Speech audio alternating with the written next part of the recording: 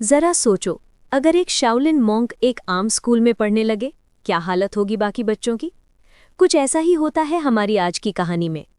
कहानी की शुरुआत होती है ली नाम के एक लड़के से जो एक शाओलिन गुरुकुल में कुंग-फू सिखाता था। वो जन्म से ही यहाँ पर ट्रेनिंग ले रहा था। एक दिन वो गुरुकुल के मंदिर में गया और माफ़ी मांगी क्योंकि अब जो वो करने वाला है वो शायद सही नहीं होगा। उसी वक्त एक योद्धा ने साइड से उस पर हमला कर दिया। अचानक हमले से ली चौंक गया, लेकिन उसने जैसे तैसे वॉर का सामना किया। योद्धा ने उसे दीवार पर फेंक दिया, लेकिन ली उठकर वापस आ गया। उसने हवा में ही योद्धा के सीने पर वॉर किए और कुछ ही पलों में उसे हरा दिया। इसके बाद बारी आई तलवारबाजी योद्धा की। ली ने उसे भी अपनी काबिलियत से धूल चटा दी। इसके बाद वो तीसरे योद्धा की ओर बढ़ा।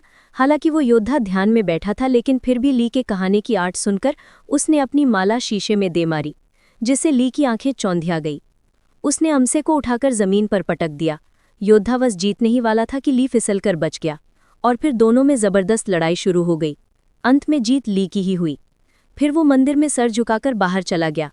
गुरुकुल के टीचर ने उसे बताया कि परीक्षा में उसने सबसे ज्यादा हुनर दिखाया है, इसलिए उसे शहर के नए स्कूल में जाने का मौका मिलेगा। शहर में वो 3 लोगों के परिवार के साथ रहेगा, जिसमें 2 बच्चे और एक उनका पिता है। वो आदमी दरअसल एक साइंटिस्ट है जो गुरुकुल के टीचर को जानता था। इसके बाद ली नए शहर की ओर रवाना हो गया। नए स्कूल में 15 साल का लड़का फैंग था जो ताइक्वांडो का खिलाड़ी था। उसकी छोटी बहन शानशान अपने भाई से बेहद प्यार करती थी। स्कूल के ताइक्वांडो क्लब को लैन संभालती थी। वो फैंग के मुकाबला देखकर उसे उसकी कमियां बताती थी ताकि वो और बेहतर हो सके। लैन का भाई तो एक नंबर का पेटू था। उसे हर वक्त खाने के सिवा कुछ सूझता नहीं था। वो चारों अच्छे दोस्त थे और आसपास ही रहते थे। उनके पिता दोहेन कड़ी मेहनत से काम में जुटे थे। उसकी पत्नी कई साल पहले गुजर गई थी, तो अब वो काम में मस्त रहता था। वो एक खास डिवाइस तैयार कर रहा था जिस पर शहर के गुंडों की नज़र थी। दोहेन ने बच्चों को कॉल किया, पर लैन खुश नहीं थी क्योंकि उसके पिता कभी घर ही नहीं आते थे। डॉक्टर ने जल्द ही आने का वादा किया और उन्हें तोहफा खोलने को कहा जो उसने घर पर भिजवाया था। असल में उस डब्बे में वही डिवाइस था जो वो गुंडे चुराना चाहते थे। अभी ली ने दरवाज़ा खटखटाया और लैन उसे अंदर ले आई। वो उसे उसका कमरा दिखाने ले गई और उधर उसके पिता को गुंडों ने बंदी बना लिया। उस गैंग के लीडर लैरी ने दोहेन को धमकाकर उससे वो डिवाइस मांगा। डॉक्टर ने कहा कि ऐसा तो कोई डिवाइस है ही नहीं। उसने बताया कि वो एआई टेक्नोलॉजी पर काम कर रहा है जिससे कि उसके बच्चे अपनी माँ की आवाज़ वाले रोबोट से बात कर सकें। लेकिन लैरी को उस पर विश्वास नहीं हुआ। उसने सीसीटीवी फुटेज से पता लगाया कि वो डिवाइस चुराकर लाने का जिम्मा ली ने स्लोप और फिस्ट को दे दिया। स्लोप और फिस्ट काफ़ी खुश थे क्योंकि गुंडे बनने के बाद ये उनका पहला मिशन था। उन दोनों ने अजीबोगरीब कपड़ों से भेस बदला और लैन के घर के बाहर जाकर खड़े हो गए। उनमें से एक ने रात को अंदर घुसने का फैसला किया, लेकिन फिर दूसरा कहने लगा कि बच्चों ने स्कूल चले ही जाना है, दिन में चुरा लेंगे। भाई क्या हो गया? घर में ली नए शहर के तौर तरीके सीख रहा था। उसने लैन को ताइक्वांडो मैच देखते हुए देखा तो उसे भी ये खेल दिलचस्प लगा। रात को जब वो ध्यान में बैठा तो यू की वीडियो गेम की वजह से उन दोनों में बहस छिड़ गई, लेकिन जल्द ही वो दोनों मिलकर वीडियो गेम का मजा उठाने लगे। उधर लैन ने अपने कमरे में जब वो तोहफे का डिब्बा खोला तो उसमें एक पांडा की चेन निकली। वो नहीं जानती थी कि दरअसल ये पांडा पेन ड्राइव है जिसके पीछे वो गुंडे कब से पड़े हैं। जब लैन ने बटन दबाया तो पांडा ने उसे पासवर्ड रखने को कहा। तभी लैन ने कहा कि कैसा पासवर्ड, और अनजाने में यही पासवर्ड सेट हो गया।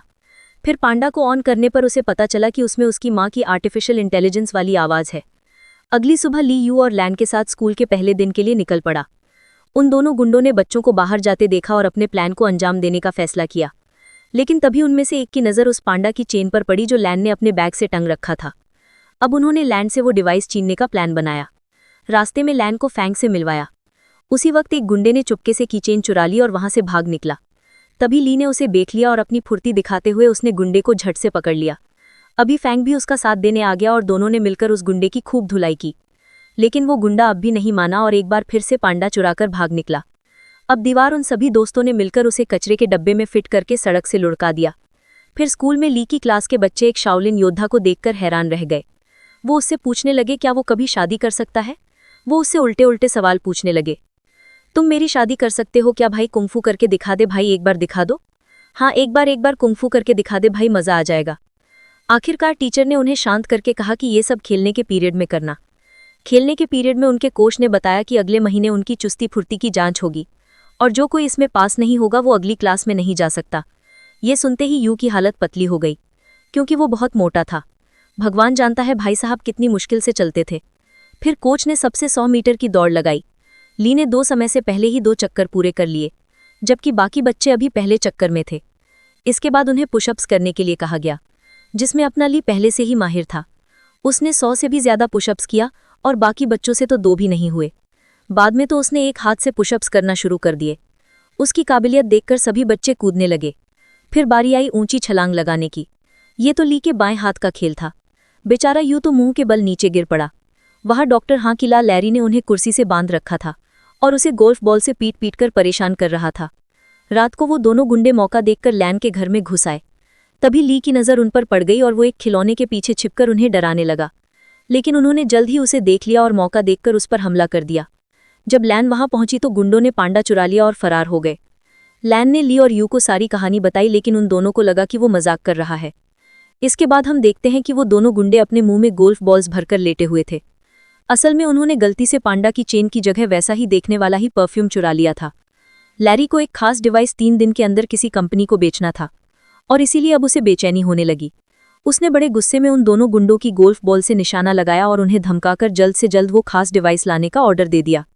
अगले दिन स्कूल में सारे बच्चे फैंग का ताइक्वांडो मुकाबला देख रहे थे। वहीं यू और शान पीछे बैठी 2 बदसूरत लड़कियों के भेस में बातें करने लगी। ये लड़कियां कोई और नहीं बल्कि वो दोनों गुंडे ही थे जो भेस बदलकर वहां आए थे। उन्हें लैंड की बैग पर वो पांडा दिखाई दिया और दोनों उसे चुराने के लिए सही मौके का इंतजार करने लगे। उसी वक्त ली ने फैंग को एक मुकाबले की चुनौती दी।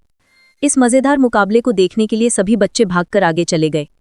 अब सही मौका देखकर गुंडों ने बैग से पांडा चुराने की कोशिश की, लेकिन इस चक्कर में उनके नकली बाल वहीं फंस गए।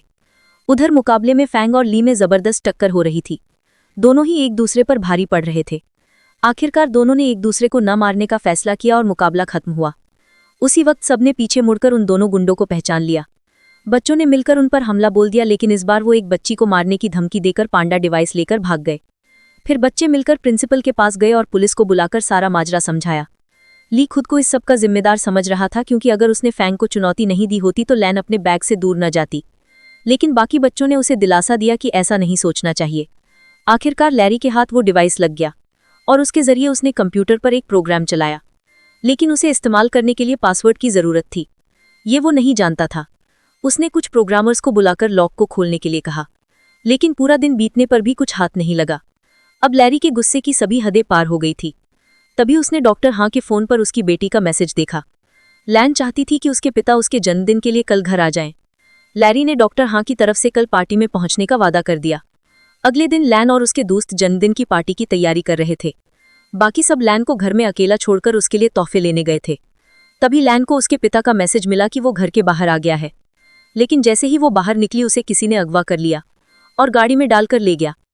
उसी वक्त ली और उसके दोस्तों ने लैन को वैन में देखा और अपनी साइकिल्स लेकर उसका पीछा करने लगे। अंत में सब डॉक्टर हां की लैब में पहुंचे और लैन को ढूंढने लगे। वही लैरी और बिजनेस पार्टनर में बहस छिड़ी हुई थी, क्योंकि लैरी उस खास डिवाइस को कल बेचने वाला था, लेकिन अब तक उसे उसका पासवर्ड तो पता नहीं। अब लैरी गुस्से में लैन के गले पर चाकू रखकर उससे पासवर्ड पूछने लगा। लैन ने जवाब दिया कि आसा पासवर्ड, और उसी वक्त वो प्रोग्राम चालू हो गया। बाहर शुरुआत वाले दोनों गुंडे अड्डे की रखवाली कर रहे थे। ली और फैंग ने उन पर हमला करके उन्हें कुछ ही पलों में चित कर दिया, लेकिन इसके बाद उनका सामना लैरी के आदमी ब्रैडली से हुआ। वो भी एक खतरनाक फाइटर था, इसलिए ली और फैंग मिलकर भी उसे हरा नहीं पा रहे थे। अंदर लैब में लैरी की डील पक्की ही होने वाली थी कि यू ने आकर चुपके से अपनी बहन और पिता को रिहा कर दिया। ली भी वहां पहुंचकर गुंडों का मुकाबला किया। उसी वक्त लैरी पेन ड्राइव वाला बैग लेकर बाहर की ओर भागा, लेकिन डॉक्टर हां, यू और लैन ने मिलकर उसकी धुलाई कर दी। ली वापस मैन के साथ मुकाबला करने में फैंग का साथ देने पहुंच गया। आखिरकार वो दोनों मिलकर उसे हराने में कामयाब हो गए। अंत में पुलिस भी वहां पहुंच गई और सारे गुंडों को पकड़ लिया।